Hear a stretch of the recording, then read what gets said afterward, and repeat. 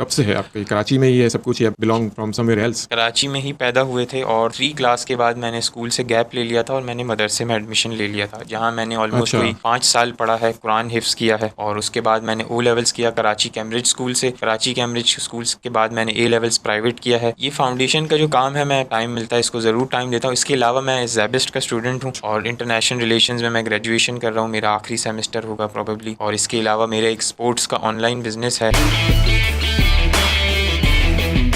You are going to influence the politics of Pakistan. Politics में आने का ये रास्ता बनाया है आपने? सबसे पहले तो हमें ये समझना पड़ेगा कि पॉलिटिक्स होती क्या। पॉलिटिक्स का मतलब है आपकी ज़ात से किसी को फायदा पहुंचे, आप दूसरों के लिए काम आए, अपनी कौम के लिए काम आए, अपने लोगों के लिए काम आए। तो वो तो आने की जरूरत नहीं, वो तो ऑलरेडी मैं और मेरी टीम कर रहे हैं। लेकिन ये तो जो पॉलिटिक्स पाकिस्तान में चल रही है उसकी ये definition do you think match होती है उससे? उससे तो खैर नहीं होती। अगर इससे मैच होती तो आज हम एक सुपर पावर होते। आपका इरादा है पॉलिटिक्स में? अगर हम सिर्फ ये सोच लेंगे ना कि पॉलिटिक्स का मतलब है, अगर हम उसको लिंक कर दें सिर्फ इलेक्शन लड़ने से, इलेक्शन लड़ने का अभी तक तो कोई इरादा नहीं है। हम जो कर रहे हैं लोगों को सर्व कर रहे हैं। अगर हम बगैर पॉलिटिक्स में आए ही या इलेक्शन बगैर लड़े ही हम लोगों के लिए इतने प्रोजेक्ट्स कर सकते हैं, तो मैं समझता हूँ कि हमें फिर उसकी ज़रूरत नहीं है, हम वैसे ही यहाँ काम कर लेंगे।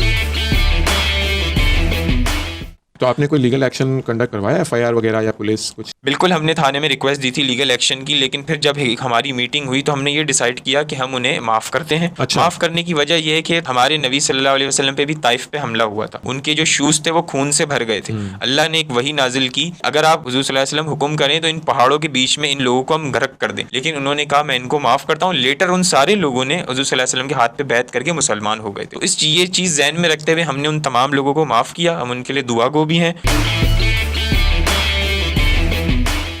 लेकिन जब हमने इसको स्टार्ट किया था ना 2015 में, तो हमारे साल के 2 प्रोजेक्ट्स होते। एक रमज़ान में हम करते थे, रिश्तेदारों दोस्तों यारों से डोनेशन पकड़ के ईद पे कुछ करते थे। एक हम दिसंबर में ब्लैंकेट ड्राइव या कुछ इस तरह के 2 प्रोजेक्ट्स होते थे। लेकिन जैसे जैसे ये फाउंडेशन बढ़ती गई, हमारी टीम बड़ी होती गई, मेरे कजन्स जुड़े, उनके दोस्त, मेरे दोस्त, फिर एक अच्छा हमारा नेटवर्क हो गया। अब बजाय इसके हम लोगों को अप्रोच करें कि आप हमें डोनेट करें, वो हमें अप्रोच करते हैं। और यही हमारी फाउंडेशन की एक यूनिक चीज़ है। 8 सालों बाद आज हम यहाँ हैं, जहाँ लोगों को लग रहा है कि हम बस कुछ वीडियोज़ के वायरल होने से यहाँ का, ऐसा नहीं है। पूरी 8 साल की एक स्ट्रगल है जिसकी वजह से आज हम यहाँ आए।